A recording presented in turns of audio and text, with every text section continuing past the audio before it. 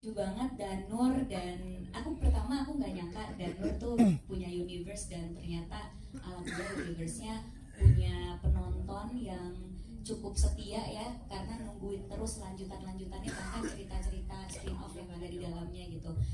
um, Agak nyangka sedikit karena penggemar bukunya banyak, tapi nggak nyangka ternyata si penggemar buku itu bisa terus bertumbuh menjadi penggemar penonton Danur juga di bioskop gitu, yang akhirnya sukses. Dan itu bukan hanya mempengaruhi karir saya, tapi pada saat itu saya ingat sekali 10 tahun lalu film horor itu lagi nggak terlalu baik lah pada saat itu keadaannya.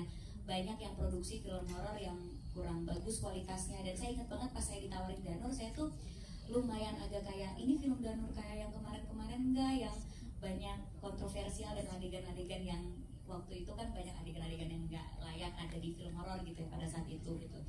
Saya takut saya nggak bisa adegan gitu, dan ini enggak kok, ini beda. Dan akhirnya ternyata film Danur itu menjadi awal lagi film horor bisa diproduksi dan berkualitas. Nggak ada image horor ecek-ecek zaman dulu yang kalau film horor pasti ada adegan-adegan gimananya nih, kalau film horor pasti nggak berkualitas. Tapi setelah Danur banyak film-film horor yang bagus-bagus sampai hari ini gitu. Jadi Danur bukannya hanya berpengaruh untuk karir saya, tapi menurut saya juga pada film horor yang lain, alhamdulillah jadi banyak produser yang berani untuk ayo film horor masih ada peminatnya kok, karena kan pada saat itu lagi mendem film horor ya.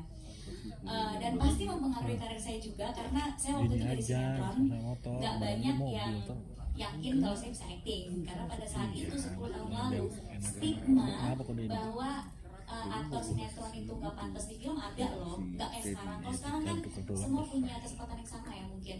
Kalau dulu tuh kalau dari sinetron terus ke film orang banyak ragu. Saya banyak baca komentar itu di sosial media gitu. Tapi kan dia pemain sinetron, emang bisa main film? Kan beda cara syuting sinetron dan film. Jadi banyak yang nggak yakin kalau saya itu deserve ada tempat di film. Tapi karena Danur banyak yang nonton, dan ternyata film horor yang juga menawarkan sesuatu hal yang berbeda, akhirnya akhirnya banyak yang oh ya nggak ngaruh kok mau aktor sinetron atau film, kalau emang dia berdedikasi untuk acting, belajar dan terus pengen improve, ya selalu semua orang berhak punya tempat gitu. Jadi itu sangat mempengaruhi, menurut saya mempengaruhi film horor pada saat itu, karir saya, dan juga bagaimana stigma bahwa ada yang mengkotak-kotakan aktor sinetron atau series atau film itu bisa hilang gitu. Semua aktor sama, tergantung bagaimana dia berdedikasi di dalam satu proyek tersebut gitu. Tepuk tangan dong.